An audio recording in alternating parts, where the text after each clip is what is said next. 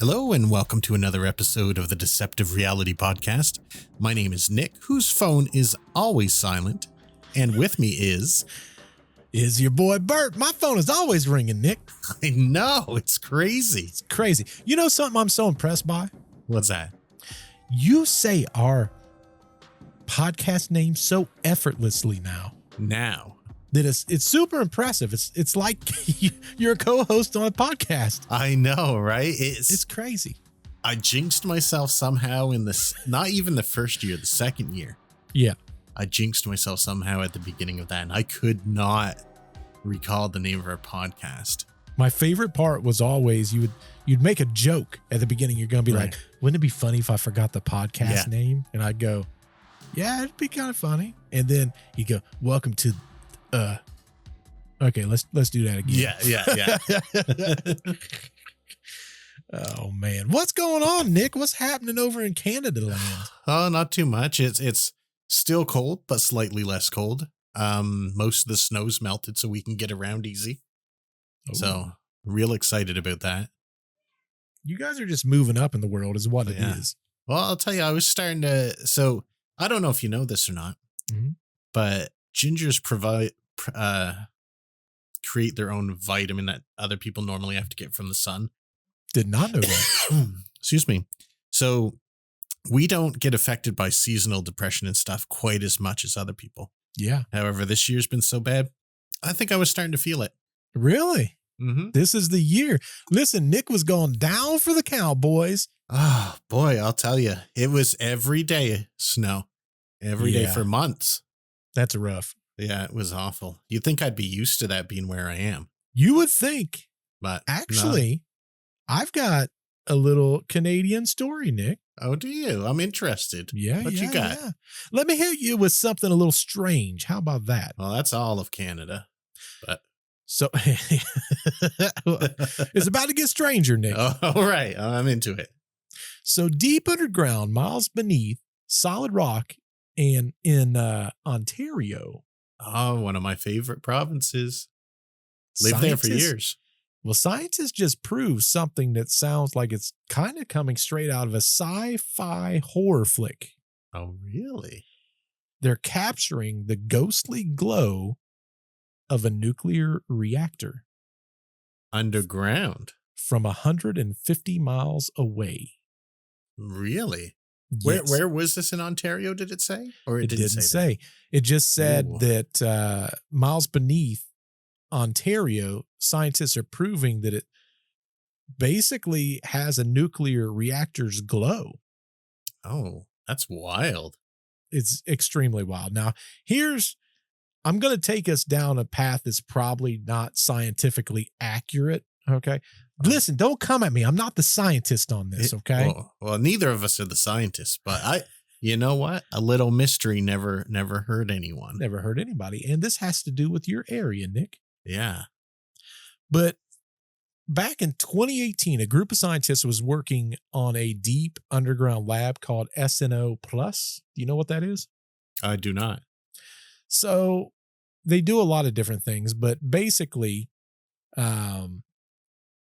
they had a giant detection tank filled with nothing but just ultra pure water. That's all it is. All right.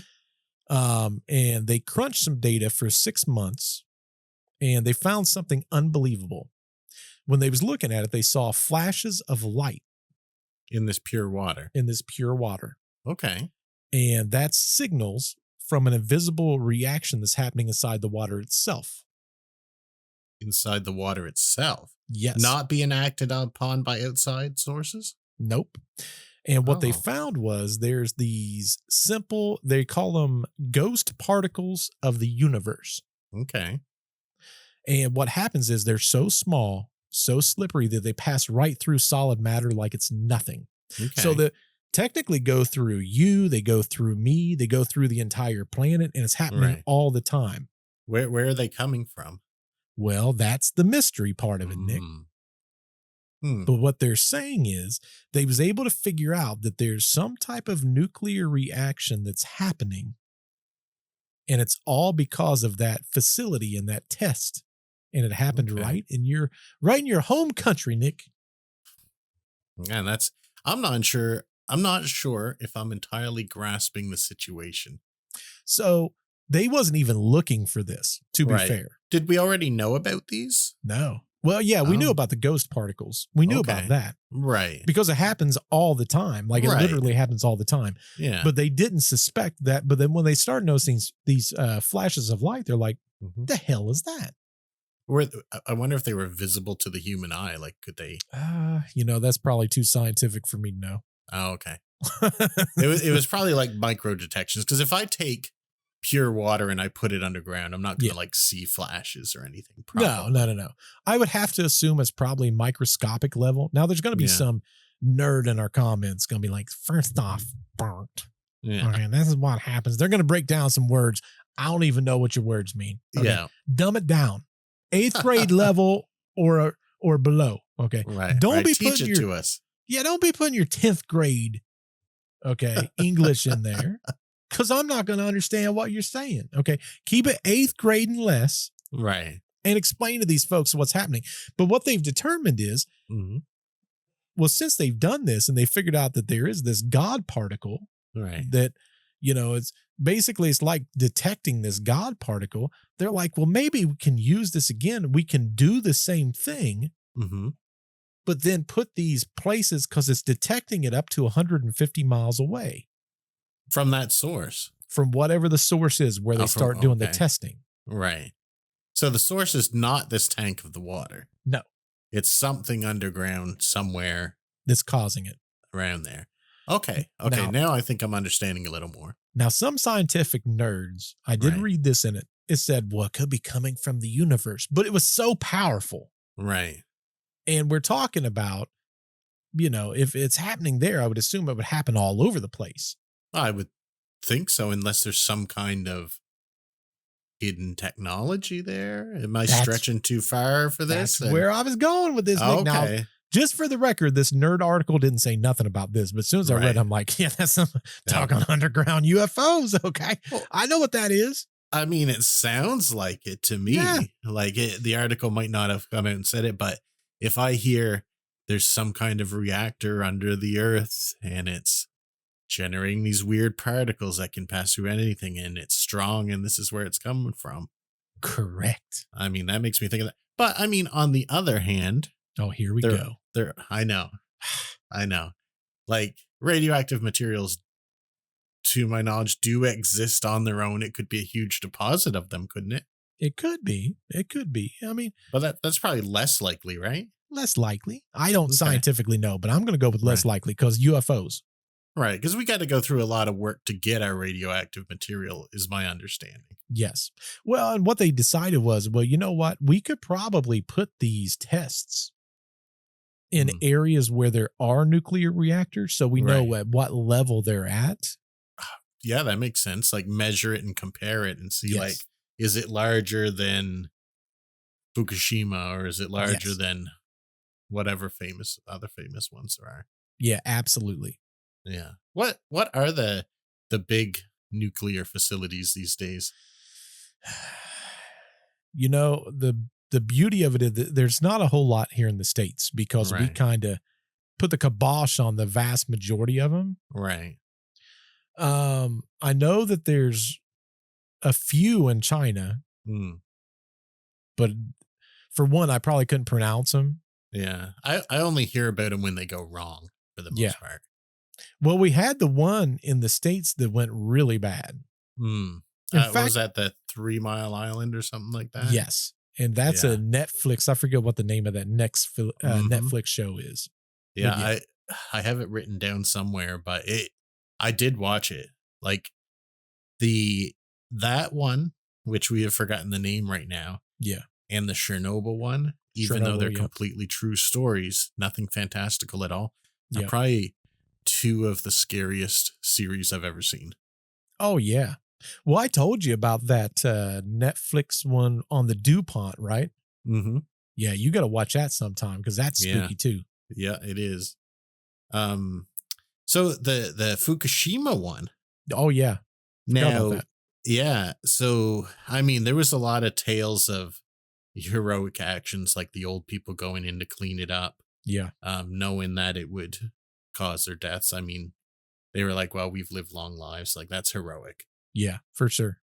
But if the safety standard in all of these cases, if people followed the safety standards, it never would have happened. Correct. Like Fukushima only happened because they had built a certain part that was below the water level that's not allowed to be below the water level. Right. If that part was just up a little higher, this never would have happened. With 3 Mile Island, they was putting things over the sensors that was going off. Right. And in Chernobyl, they ran testing that would simulate a meltdown. However, the testing was actually live. It was making a meltdown. Correct. Like, it's all human error and not following procedures. If we stuck to the rules that we already know have to be followed, these things would be perfectly safe. Yeah, we're just not good at safety protocols. Nope. That's why we need those robots. 100%. I'm with you on that, Nick. Yeah, man. Like, these are... See, this is the thing I don't get. I see it in the real world all the time in other jobs that I've worked. Yeah. Where there's a 5-step process and each step is easy and people will do it for a while. Yep. But then inevitably people start doing 4 steps of the 5-step. Because they get lazy. Right. Even though each step is incredibly easy. And then they're like, well, nothing's gone wrong yet. Let me switch it to 3 steps. Right. And then nothing's gone yet. And then all of a sudden meltdown. Correct. Like, what is it about us that is like that? Like, are we innately lazy? Lazy. 100%. Or we're trying to speed things up too quickly. Now, you can do that with a lot of things, right? Yeah. But here's the thing, like even fast food, like I'm going to say something that's probably going to tick a lot of people off. Oh, boy. A food restaurant that I loved gave me food poisoning one time. And then when I started looking through them, I found out it was happening all the time. Really? Allegedly. Allegedly.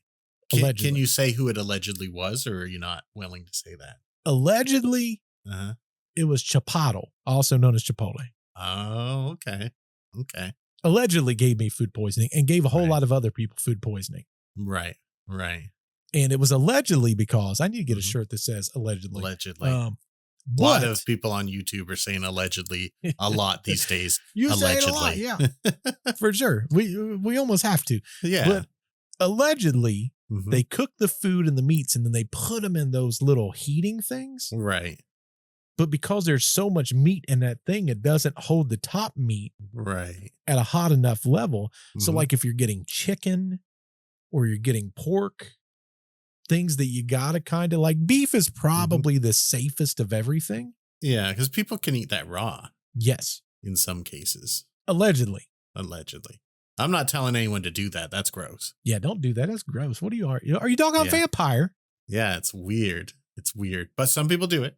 Some people do it. Judge-free zone. Yeah. I'm judging. Wow. Allegedly, he's judging. Confirmed. But yeah, I got food poisoning from there. And then when I started doing research, and the interesting thing going back to what we're talking about is it could all be avoided if in the process people wasn't lazy and they did their temperature checks. Yep.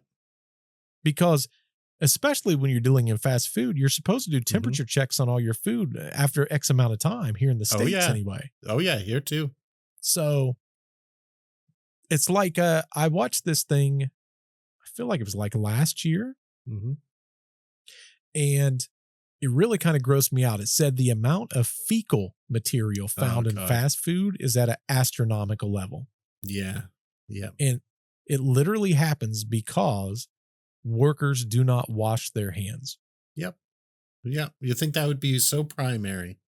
And this is the thing. My hands are always super dry because I wash and I hand sanitize my hands so much. Yep. Same here. Like even when I'm cooking. Yes. I'll wash my hands between each ingredient, and that is not necessary. Yeah, me too. But I do it anyway. I don't like having the feeling of stuff on my hands. Yeah, same. Yeah. Same. But there are people who go to the bathroom and don't wash their hands. That's crazy to me. I don't know. understand it. It takes like so little time. So little time. But that's just being lazy, which is what we're talking about. Oh, it is. It is for sure.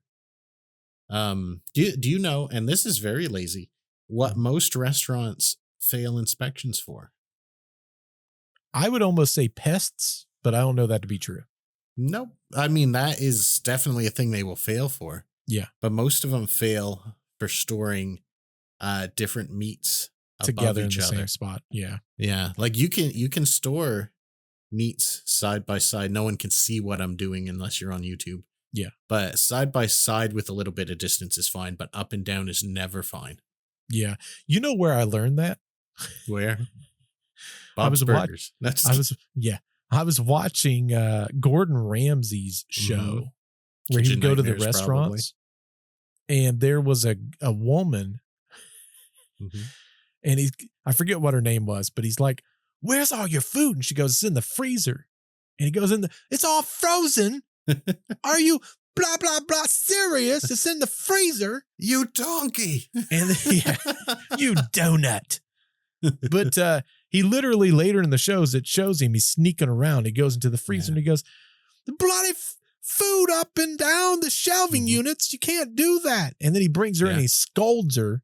Right. And then, of course, she blamed it on the manager. So the manager comes in and she goes, "Well, what is this? Why did you do this?" And he was like, "You told me to." Right. It's like, "I didn't tell you to put the meats above this and blah, blah, blah." So, yeah, that's where I learned about that was Gordon Ramsay. I didn't know that either. There's a lot of stuff he points out that people really should know that you can apply to your own home. Correct. Like you can't cook things and put them uncovered in your fridge. Right. Just leave them there. Correct. And then you can't mix uncooked things and cook things together. Correct. Like it's just wild. It's just wild. I'm very passionate about this topic. Well, you used to cook all the time, Nick. I still do cook all the time. I don't get very much takeout at all. You used to do it on your Instagram all the time. We'd see what Nick was cooking, but now he's stingy with his posts. I'm a little stingy with it. I've put some things recently, but most of the time, like I'll cook something and it will look pretty cool, but I got to eat it and then go somewhere. I wonder what my most recent one. I think I know been what a while. It was. I was just on your Instagram the other day, Nick. Oh, I'm glad that I still have dedicated. Oh, it wasn't that long ago. It was. Oh, well, yeah, it's kind of a long ago. Yeah, let's hear what the date is, Nick. January 5th. Rest my case. Yeah, but that's only like a month and change ago. That's a while ago. That's like Nick. 2 months ago. That was literally like eternity. Yeah, it's not as common as it used to be, but I only do it now if it looks real pretty. But I do it all the time. I don't like to order out because it's so boring. I want to make new things that I've not tried before. See, I got to scroll so far to get to Nick's because he was one of the first people I ever followed. Probably the same for yours too, I imagine. See, I only follow 67 people, Nick. You only follow 67? Uh-huh. What about me? How many do I follow? Oh, I follow 225. Oh, man. It's too many. But I don't want to see that many people's posts, Nick. Instagram's different because it's only pictures. There's no arguing about anything. You know, I like it. Like it's what social media used to be. It's just cool things, no arguments. And if I see someone posting like we've talked about this before, I'm pretty left leaning, but I'm not a crazy person. But if I see someone who posts something that's like left at all, I remove it. If I see someone who posts anything that's right at all, I remove it. So what I'm really saying is I don't want to see anything controversial on my feed. Correct. I want to see cool food. I want to see projects people are working on. I want to see pictures of people, but not their babies. Their pets. Always want to see people's pets. Now, here's what Nick didn't tell you. Right. He did this post on this food January 5th. That's what I said. I said that. I wasn't done. Okay. If you had to guess when the next time that you put food on. Oh, that's probably a while. December 3rd. Oh, that's not that long ago. And then if you go from that post, Nick, April 18th of 2023. Okay. Yeah. So, I mean, not very often, folks. Clearly, if any of you watch the YouTube version of this, I'm still eating good. I must be eating what Nick's making. I don't know. I'll tell you, everything makes a lot. So you got to keep eating it throughout the week or you're going to have a lot of waste. My favorite thing about Nick, he was going through this hot phase there for a while. Oh, I still am, actually. And it was super funny because he'd be like, I got this really hot fill in the blank, whatever it was. You were doing did you do the one chip challenge? Do I remember? Oh, that? Yeah. That one was way too easy, though. Yeah. That one was no problem. And apparently all these challenges, I never figure this out. You're only supposed to take a little crack off the edge of these things and eat it. Yeah. You've seen me do these challenges. I'm just like Homer Simpson and a donut. Did you ever get the devil toe? Did you get that? Yeah, I ate the devil's toe. You ate the whole thing? Oh, yeah. No problem. That's crazy. No problem. There's only one thing that ever caused me a problem. What was that? It's from PEI, which is one of our provinces. It's a little island that is, as far as I know, only tourists live there. Or only tourists are there. There's like 5 people who live there. But there's all kinds of stuff. That's where Anne of Green Gables comes from. Okay.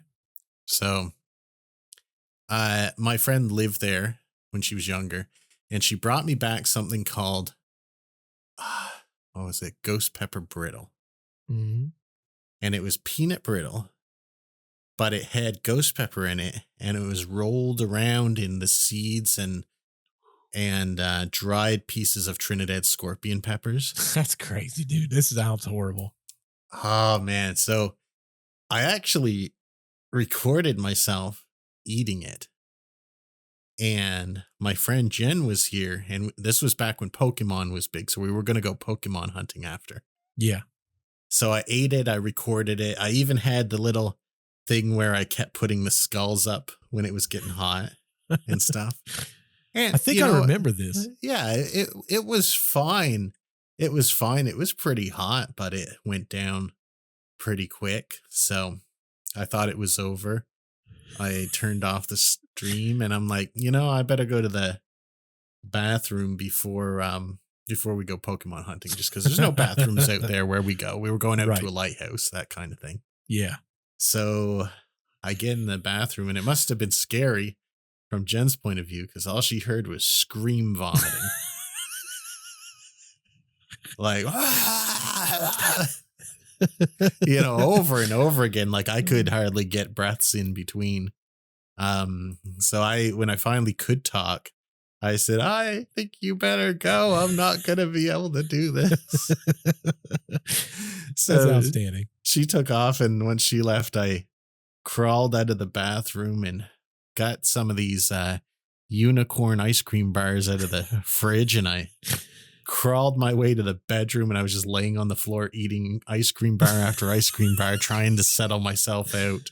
That's crazy. But yeah, that was the only bad experience I've had. And you know what? I'd do it again. See, I like hot stuff, but there's got to be flavor and not to the point to where I start hiccuping, because once that starts, it's over. That's not even a thing for me anymore. I don't know when I've ever had, like, I have maybe a hiccup or two, but having actual hiccups never happens. In fact, I had ghost pepper hot sauce earlier, and I just couldn't get enough of it. Nick's a glutton for punishment. We had those ghost pepper wings from BW3s. Oh, how was that? I think I ate 2, and I'm like, tap, I'm done. 2's enough. Yeah, you know what? I don't just in case, because I had that one experience. I don't buy anything hot when I go on trips. That's smart. Because your story was about Ontario. I went to Toronto a couple times last year, and I'd get up there with different people, and they'd be like, "You're not buying the hot stuff on the menus," and I'm like, "I'll do that when I'm traveling. No, I don't want to waste my time." No, that's smart. Yeah, but if anything ever mysteriously happens to me, it's a hot food that got me. It was that hot food took you out, Nick. Right.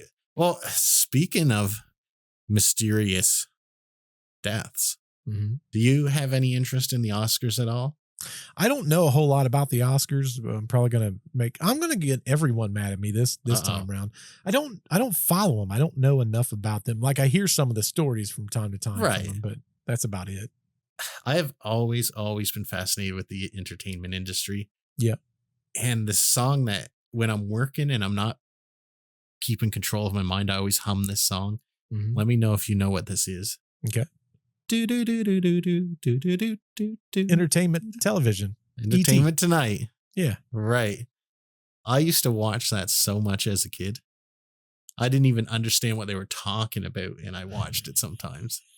Yeah. But so I'm a fan of the Oscars, and I watched it last night, and they had a part that was in memorandum. So all the people who passed away, who were actors and stuff, the preceding year, they left out a few big ones, in my opinion.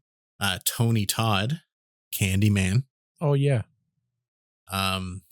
Happened just last week. Poor Michelle Trachtenberg was Harriet the Spy. Dawn in Buffy the Vampire Slayer, Buffy's little sister. She was most recently in, what is it called? Ugly Liars or something like that, or something like that. Well, she passed away just last Wednesday. They didn't get her in there, but they did get in Gene Hackman. Have you heard any of this tale? Yeah. I think it's very suspicious is how we'll put it. Well, when I first heard about it, because it was Gene Hackman, his wife, and one of their dogs. Yes. I initially assumed carbon monoxide poisoning. That's what I assumed also. Right. And I think a lot of people did. That's, you know who Weird Al Yankovic is? Yep. That's what killed both of his parents. Oh, I didn't know that. Oh, you didn't know that? Mm-mm. Yeah. No. Yeah. That's what got them. That was really sad because Weird Al is super beloved here. Yeah. I don't. Funny thing is he looks a lot like my uncle, and I thought they were the same person for when I was really little. My uncle's Weird Al. Yeah, because we went to the airport to see people coming off, and I'm like, oh, it's Weird Al. It's like, no, that's your uncle. Oh, but yeah, that's what got his parents. So that was really sad. Yeah. But they've actually, with a toxicology report, said that it was not carbon monoxide poisoning. In fact, it was weird because he passed in the mud room, and it looks like he fell. Yeah. And he had a pacemaker, so they were able to determine exactly when that stopped functioning. So it was 2 weeks before they found him. Oh, wow. I didn't know any of that. Yeah, this is all stuff that has come out like today or yesterday late. His wife was in the bathroom with all kinds of prescription pills, not on the floor. Oh, I thought they was on the floor. No, and that's important. Scattered around on the countertop. Oh. And why that's important is because there was a dog dead in the closet. And in the crate. Yeah, and people would have thought that the dog got a hold of the pills, but they don't think that's happened. Yeah. So they're confused about what that is. A dog would not die of starvation in a week. What about water? That I'd have to look up. Because like a human dies in, I think, 3 days if they don't have water. It's very quick. Yeah, it's very quick. Let's see. How long can a dog go without water? Well, about the same time as us. Huh. Yeah, so it could have been that. But this is the thing. You said it was in a crate. I hadn't heard that. I had heard that the dog was inside of a crate in the closet. Okay.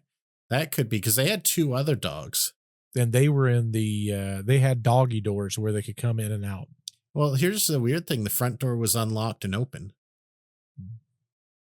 So one dog was staying in the bathroom. And the other dog was just roaming the property because the front door was open.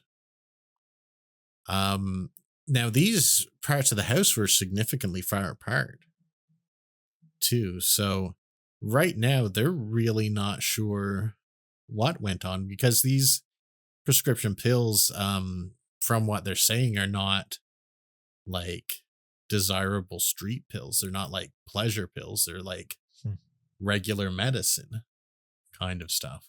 Well, it makes me wonder, you know, from the foul play perspective that I was talking about before, because what a lot of people says, well, he probably died and then she felt bad, so then she did what she did. But I'm like, you wouldn't leave your dog crated in the closet. Right, for sure not.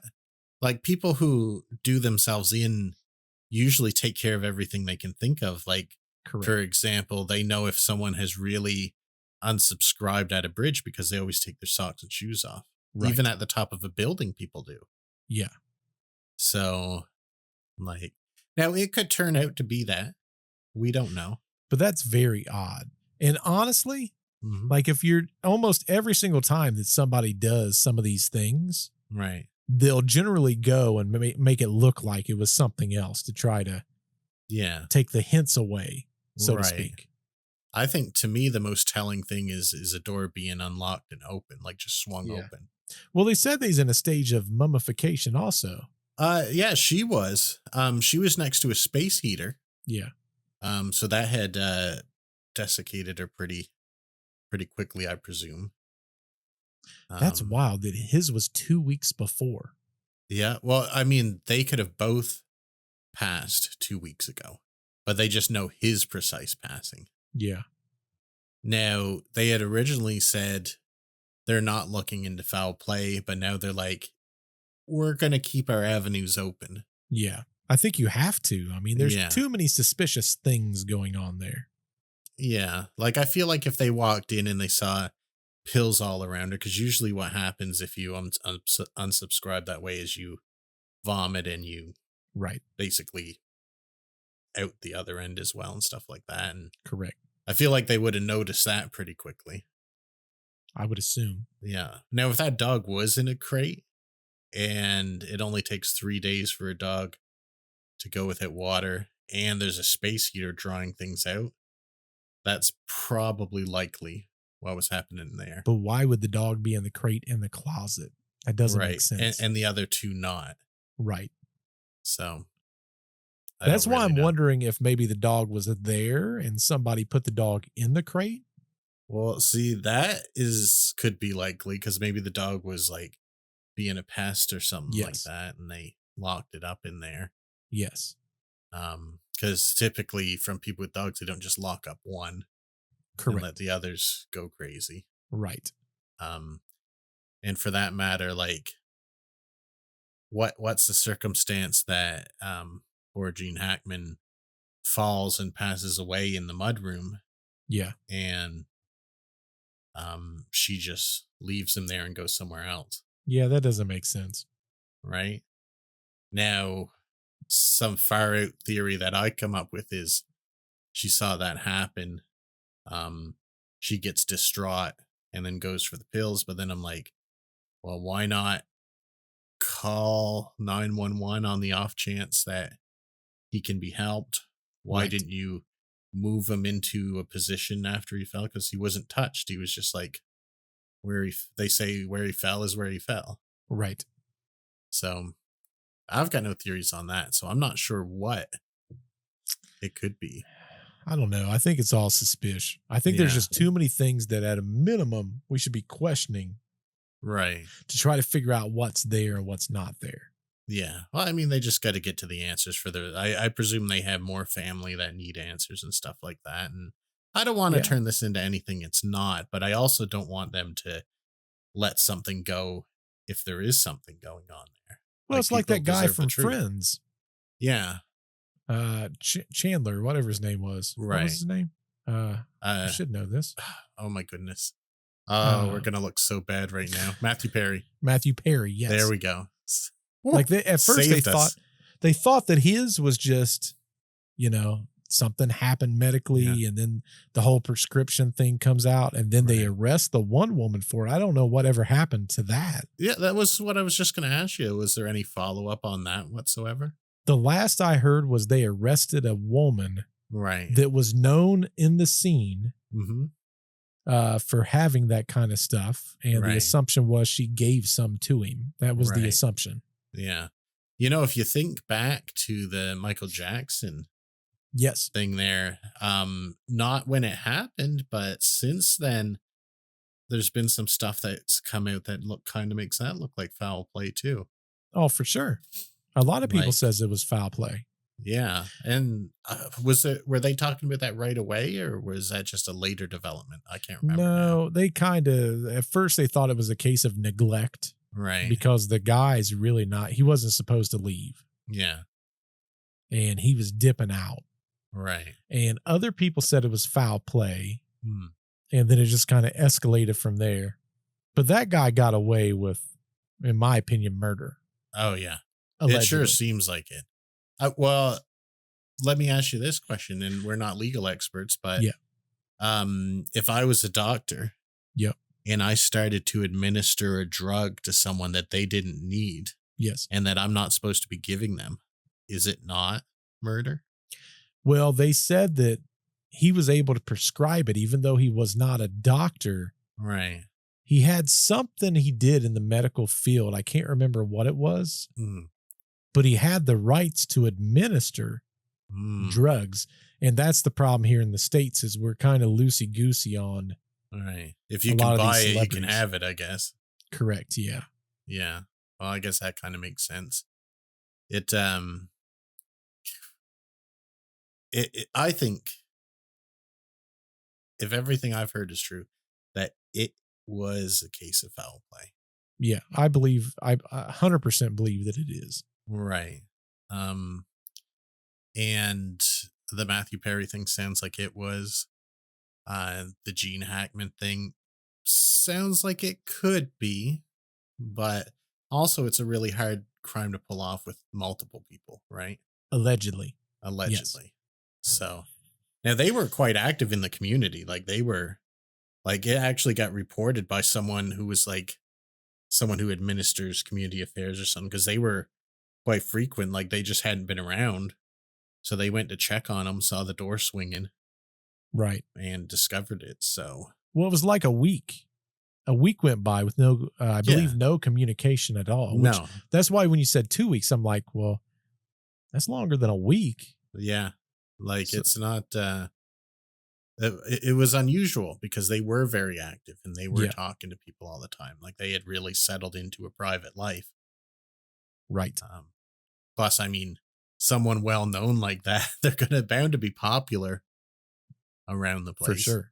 So, but it was kind of funny. He do you remember the show Smallville?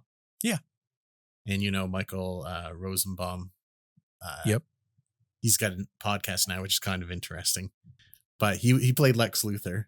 Yep. And he got Gene Hackman's autograph. And apparently Gene Hackman kept up on this stuff.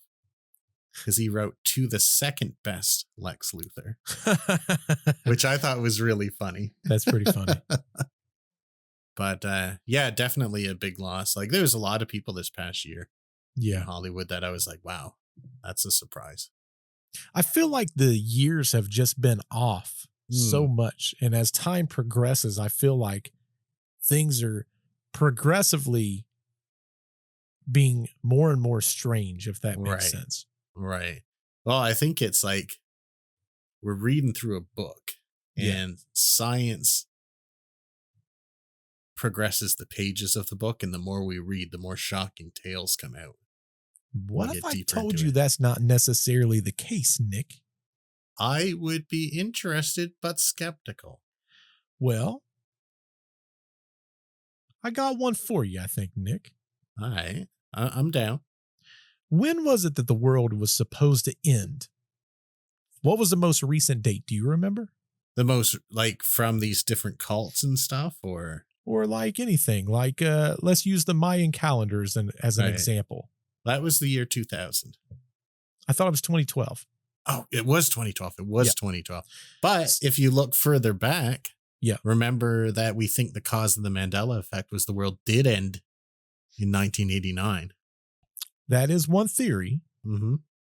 But do you know when the most predominant, noticeable Mandela effects happen? When? After 2012. Oh, okay. So do we think that 2012 it did end then? Well, what if I told you the world Mhm. did end in 2012 Okay. and we just didn't notice? Well, I'd need you to explain.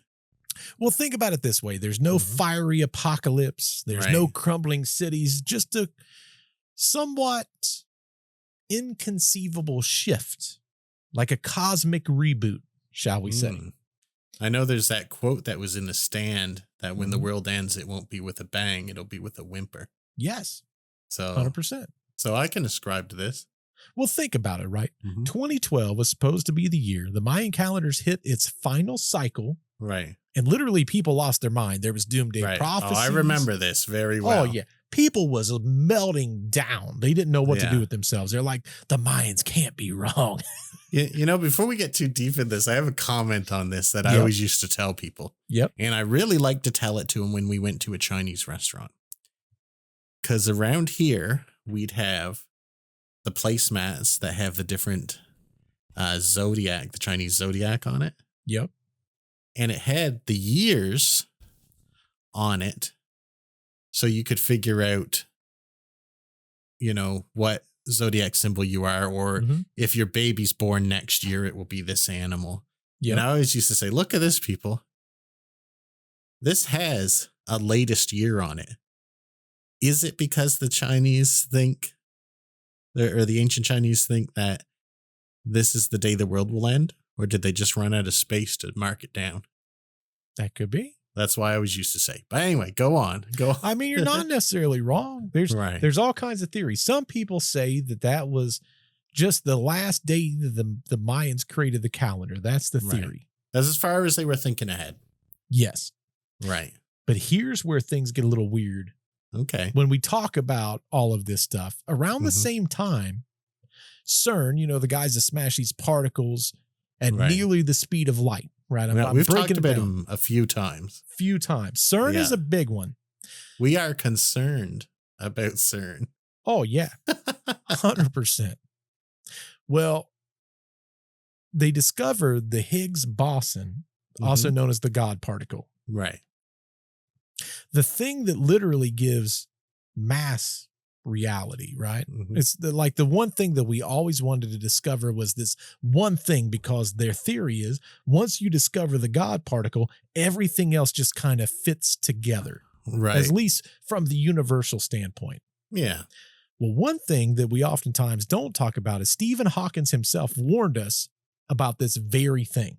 Okay. What did he say? He said that high energy experiments could trigger a vacuum decay. Right. I'm breaking this down on again, there's going to be some nerd in our comments going, actually what Stephen Hawking said was, and he's going to break it down. But literally, I'm cool if they do, because we need to learn this too. I'm all about it. But the only thing I ask is keep it at 8th grade level or below. That's where Bert reads. And be nice. Be nice. That's what I care about. His biggest fear was that if we tried to find this God particle, that it would cause a vacuum decay. Okay. And a shift in reality so fundamental that it could pretty much change everything as we possibly know it. Right. But my question is, what if that's what happened? Well, it could be. I mean, we wouldn't necessarily just be flat out wiped out like that. That might not that might not be what happened. And in fact, we talk about this on the podcast quite often, Nick. We might just, so to speak, slip into a different version of our world because we talk about parallel universes, right? Well, one thing that we've talked about is the Mandela effect. Right. Right. Like a prime example, Bernstein Bears instead of Berenstain Bears. Mm-hmm. Or remember some people that when they talk about the Monopoly guy, he always has the monocle. Yeah. We talked about that on the episode when we talked about it. Yeah. Well, what if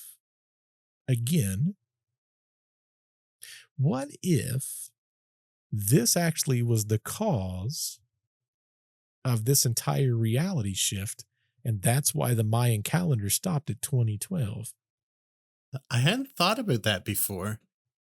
That is interesting. And you know, I could go for that, because if we look back, they thought, like, there's a lot of people who thought that's the cause of the Mandela effect. Yes. And they proposed that it happened sometime around 89, because most of the Mandela effect stuff comes from the 80s. Right. However, if this happened in 2012, most of the people that are at the age of majority at that time were in some part of the 80s. So that would still kind of fit. Well, if you think about it, the Mandela effect really skyrocketed in 2012, and they can't figure out why. Right. The resurge of the popularity of it. Yes. Yeah. It was almost like, I think I read something, it was like 5-fold or 6-fold what was typically done previous to then. Right. Now, the interesting thing is physicians have noticed strange inconsistency in quantum experiments, which is unexpected fluctuations, unexplainable anomalies. Right. Most fundamental rules of the universe have been, let's just say, tweaked just slightly. And it's not just science. Society itself, which is where this entire conversation kind of came from when we was talking, it feels way more chaotic, more unpredictable. Politics, that's a fact. I mean, we talked about politics, right? It's literally went off the rails, I would say, in the last 5, 6, 7 years. Man, I think it's almost even longer than that. And then, but it's like even this year, right? What's the number one thing we talked? Well, really, I guess last year. What's the number one thing we talked about last year? AI, right? Right.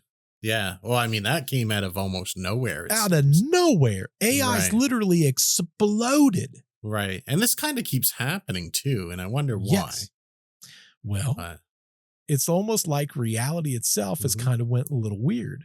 I wonder if it's possible that our reality ended twice. Maybe it did with the Cold War in 89 and then again in 2012. Would explain the two surges in the Mandela effect. Correct.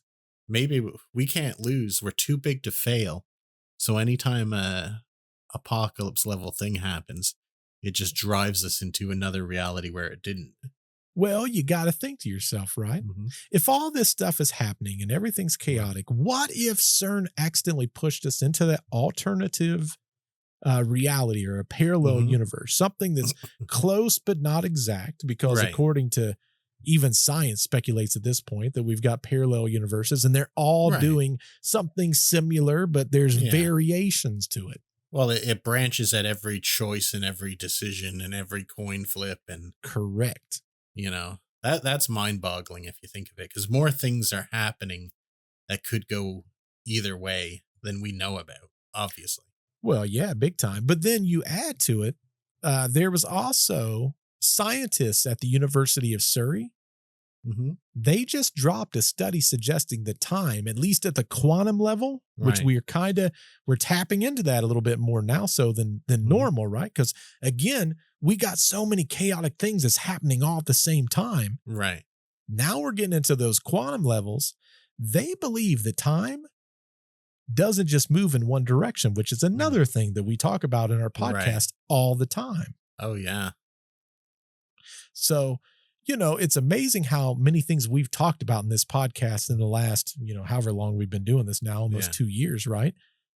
Where now science is starting to, just within the last few series of months, go, well, wait a second. Yeah, this could be a thing. This could be a thing. Right. We're like the forefathers of these thoughts, Nick. Yeah, they're learning from us. No, I'm not. I'm not even going to joke about that. Heck no. No. But that's the thing. And before anyone says in the comments, they're going to be like, well, there's no such thing as going back in time and blah, blah, blah, blah, blah. Listen, I'm not talking about things like watching a glass shatter and then all of a sudden it does the reverse like it does in all the movies or anything like that. What I'm talking about is when we talk about on the quantum level, time isn't a one-way street like how we perceive it ourselves. Right. And things happen. They just happen in a different way in the way they're moving. So that's how, for us personally, we experience our own reality. Right. And that lines up even with the second law of thermodynamics, which basically says the universe always prefers moving towards chaos. It doesn't like moving towards order ever. Right. And if you think about it, that's why if you scramble an egg, you can't never unscramble an egg. Right. Can't unbake a cake. Correct. But I say, with all the theories about multiple universes and timelines and stuff like that, that you very well can go back in time. You can. Well, however, you're splitting off into another branch. You're not going into your own past. You're creating a past identical to where you branch to and going forward. So it's not a back and forth. It's an N shape or a Z shape. Well, the interesting thing is when they talk about quantum mechanics, they argue that fact. Yeah. Yeah. I mean, it's got to be that way. Well, it says that it doesn't follow any of the known rules. In fact, when you look at the math basically explains that quantum mechanics, for the most part, doesn't require time to move in just one direction. In theory, quantum systems should be able to equally move forward and backwards in time. Now, the big question has always been, so why do we only ever experience time moving forward? And I believe that goes back to that, for us, it literally goes back to the second law of thermodynamics. We, because we talked about this even at the beginning of our podcast, right? We kind of lean towards lazy. We lean towards chaotic more so than anything else. Right. I mean, well, also likely this is the only way we can perceive it, even if it was otherwise. Yes. Like we don't know how to think horizontally. We only know how to think diagonally. Well, think about ants, right? Right. You got an ant.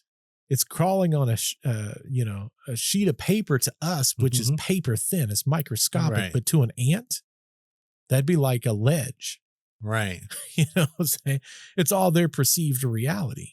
Yeah, for sure. Like imagine if there was, there's this thought experiment, Flat World, which is not flat Earth, by the way. Yes. It's like, imagine there's a two-dimensional being. They can't think of anything outside of the two dimensions because that's the most that they can perceive. That's all that they know. And in fact, they can't exist in the third dimension because they'd fall apart because they're not three-dimensional. Like, that's right. If like we can't think in another dimension of time because we just can't perceive. It's like when we try to think of infinity. Right. We just can't, like, it hurts the mind to follow too deeply into that. Well, that's what's interesting, right? When science finally starts looking at some of the stuff, and even science says, well, wait a second, right? Like when they were looking at the quantum levels, right? Right. The math shows that time works both directions. Right. But what does that mean for us specifically? And we talked about it. We just talked about it in the new format just a few weeks ago, right? Yeah. When we talk about, let's use, for example, time slips or even dimensional locks, right? Like we had the story, 3 weeks ago or whatever. We've all heard the story just on that podcast about somebody walking down a street and suddenly they find themselves in a different time. For us, it was the story of Bold Street, right? Right. And it's almost like they stepped through an invisible door, so to speak. And then a moment later, they're back. Reality is all normal again. Yeah. But they're slipping back to a 1950s or 1960s, like in Bold Street. Another thing that, another take on it would be like precognition, right? Those moments when someone dreams of something that happens, or they've got this gut feeling that something, and then they find out they're right. Science usually calls that just coincidence. Or if you're talking about time slips, a lot of times they'll be like, well, that's a hallucination or just a trick of the mind. But, you have to sit back and you go, well, what could that possibly mean? And I think it really goes back to that quantum entanglement. Right. Now I kind of sound like the Will Smith, Jada Smith kind of thing going on. There's some entanglement actions going on. Are you going to slap me? Got him. Keep my wife's name out your mouth. But then there's an even crazier idea. And some theorize that if it truly is going multiple directions when it comes to time, and it could exist in the parallels, how much of the overlapping is happening and we don't even know. Yeah. Well, here's something that you just made me think of now with what you were talking about. Yep. Is if you believe in precognition or telling the future or anything like that, then you must believe in forwards and backwards time travel. Because that information is coming from a time that is future to us back to us. So there's got to be some transmission backwards. Correct. And forwards for you to retrieve it. So if you believe in precognition, then to some degree you must believe in forwards and backwards time travel. Which goes against what we was talking about earlier, right? Because if that's the case, what's the odds that those would perfectly align with whatever parallel universe we're in right now? Maybe that's why psychics can't win the lottery. They're only seeing the next closest timeline. Well, and here's the thing. I feel like there's so many different things that we just don't understand. Like, I don't know. Oh, that's a fact. I don't know if you watched Joe Rogan recently. Not right recently. I don't watch it a lot until you tell me to. He had an episode with a woman. I want to say it was just a couple of days ago from when we're recording this. We're recording this on Monday the 3rd, by the way. So he had a woman on. I can't remember her name to save my life. But anyway, she talked about nonverbal autistic children. Right. And I think her name is Kai Dickens. Okay. Anyway, she basically worked with these autistic kids, and what they determined was that they believe they have telepathy.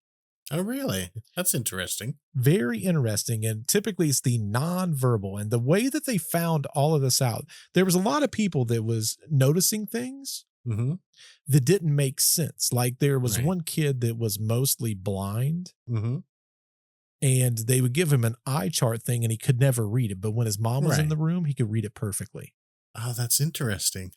Yes. There's a lot of stories, and I've witnessed it, that autistic people of varying levels, they always have something super awesome and special about them. Yes. That the rest of us don't have. It's almost universal.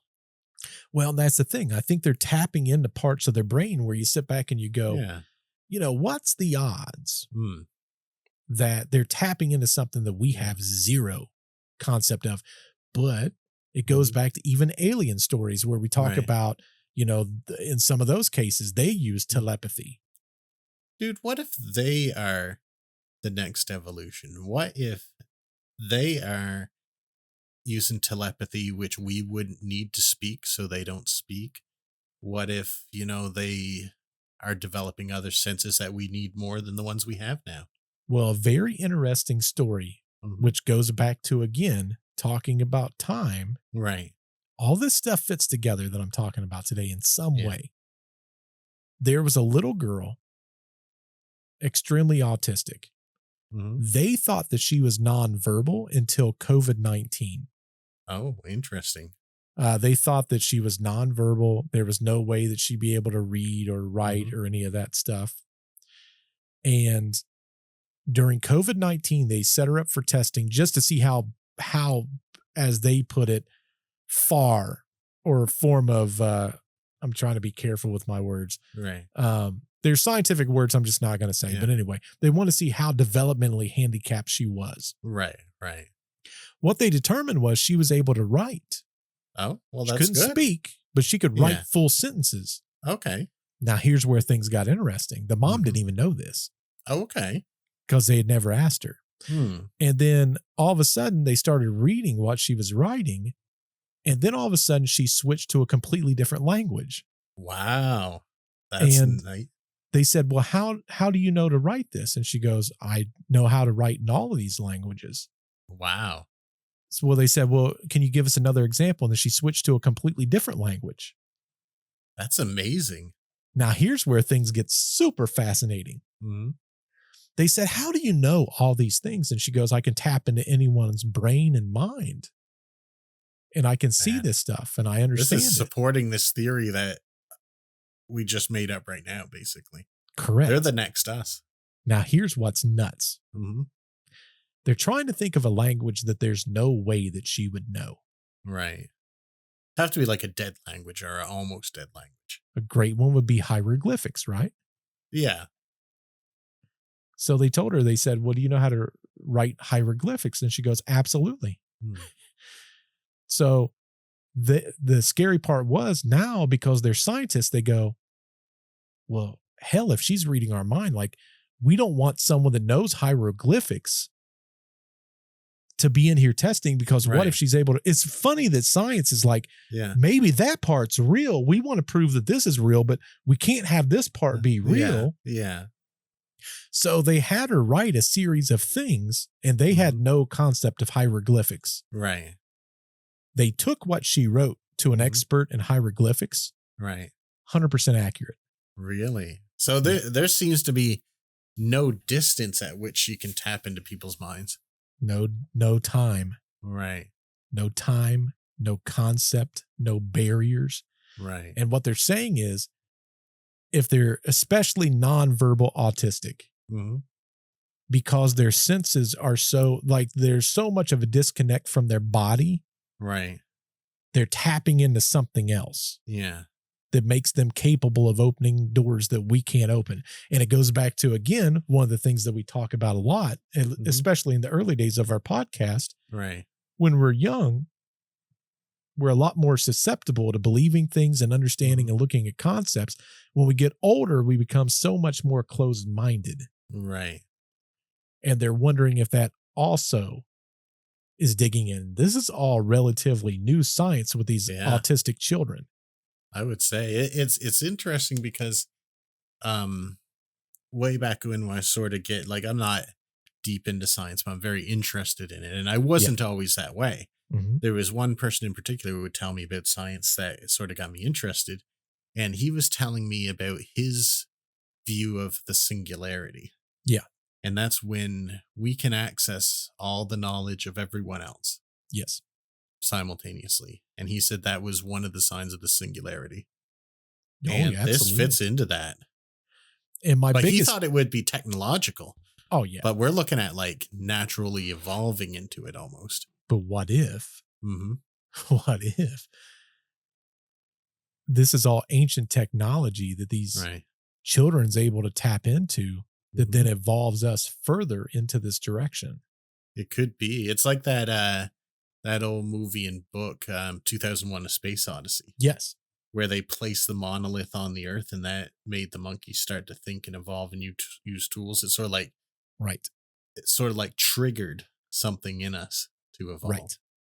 So yeah, that's an interesting theory, man. This all links together. This is crazy. It all links together. It's kind of crazy when you think about it too, because it's like, really, when a lot of podcasts tell stories, they're very separate. Yeah. But these all kind of fit together and they're all separate things that you can kind of interweave them as a story. Right. And it's like, there's something to it, right? We say it all the time. If there's smoke, there's got to be fire somewhere. Yeah, for sure. The question is, where's the fire? Yeah. And that's what we're trying to figure out. Man, I'll tell you, if I was like a person with some form of autism, I'd be pretty pleased that I'm the next step. Like, I'm more advanced. But think than about the rest it. Of society. For all these years, we've, I mean, as a society, we've looked down on autistic people as basically we're carrying them through life. Right. But how many have had this capability and they're able to read the minds of their own parents? Yeah. Or do other amazing things that the rest of us can't even think about. Like, even people who are mildly autistic, they can do a lot of things that I just can't do. Oh, yeah. Like, I mean, most they are get interested savants. in a topic, they can memorize everything about it. Correct. Like, that's amazing. And you know what? Even if they couldn't do all that, it's wrong of society to look down on people like that. Yeah, but I feel like that's human nature. I feel Yeah. like, there's almost like a pity factor. Yeah. But humans as a whole, we're at our best. We're at our very best when we fight our nature. I agree 100%. Yeah, but I mean, you're right. It's just how we do things. Yeah, because I mean, it goes back to even the concept of Darwinism, right? Survival of the fittest. Yep. Many people would look down on them and go, well, they can't do what a normal human can do, when in reality, they're probably special in ways that we can't even perceive. Right. But if you look at it this way too, if a child's born and we walked away from them like almost every other species, we're not the fittest. We're not the fastest. No. We're not the most physically capable. No. We're just thinkers. It's like people tell me all the time. They're like, man, there's no way we would evolve from an ape. And then I'm like, I mean, anything's possible. Like, right? Like, we don't know. They're like, well, kind of like what you're talking about. They're like, well, look, we've grown and advanced. And I guess to a degree that proves that we're an ape. And I'm like, well, how did we advance? Like, tell me. Well, now we have the opposable thumbs that's able to grip. We don't have the tail anymore that we can swing on. I'm like, I want a tail I can swing on. Carry an extra bag of groceries, something. Yeah. I don't think we're ever going to like get everyone to agree on the evolution thing. No. Although, and there is one thing about evolution that it seems to favor crabs. So I wonder why we're not crabs. But here's the other thing. We can always find quote unquote variations of ourselves. Right. But we never find the missing link. Yeah. How is it that we can never find that? Well, I mean, without getting too far into it, people keep saying that it's the gaps get smaller and there'll always be room for another link. For sure. But I think our stance is mostly like believe what you want to believe. Oh, 100%. Because we can't prove either way necessarily. But I fall on evolution and I know you don't prefer that. So, but that's cool. Oh, hell, I don't know. I have zero clue. Yeah. The only reason I don't is for the same reason. That's a more reasonable answer to say I have zero clue because I also have zero clue. I don't even proclaim to know. But if they tell me ghosts don't exist, I say the missing link. I will make that hill. I will die on that hill. But that's the thing. It's like they always want to point at us and go, you can't prove it. But yet when I go, well, you haven't proved the connection in evolution. And they go, yeah, but it's science. Yeah. It's the same freaking thing. Well, I like, especially right now, I like to believe in it because I like this theory that, autistic people might be our next form. They could be. Like that's our road to being the star children that people talk about, like where we're formless and we're just minds and we live forever and we explore space and that kind of thing. But it links back to all these times when we talk about things like Dorothy Eady. Right. Yeah. Like our episode with that. Mm-hmm. It's like, who's to say that all this stuff isn't interconnected and somehow we're able to tap into that? Isn't there something that people call like the Akashic records? Is that this? I don't know enough about that. It can somewhat fall into that. Right. Yeah, 100%. Yeah. I got to look that up more because I know that's very popular with people who probably listen to us. Yeah, for sure. Yeah. I don't know. There's a lot of things that kind of make me go, huh. I'll talk more about that next week when I'm not complete buffoon on the topic. Dun, dun, dun. Maybe, if we remember. Well, what do y'all think of this podcast? What do you think? Do you think there's something we didn't connect on? Is there something you think that we should have talked about? What's your theories? What's your theories on all the stuff we got going on? If you've not liked and commented, be sure to do so. Also, if you're not subscribed to the channel, what are you doggone waiting on? Yeah. Good night. Tell your friends about us. Stop being stingy. Stop stealing content. Stop stealing content, doggone it. Yeah, you're not going to evolve that way. Can't evolve. You can't evolve to star children. Not stealing content. Well, hopefully y'all enjoyed the podcast. Until we see you in the next episode. Goodbye. Bye-bye.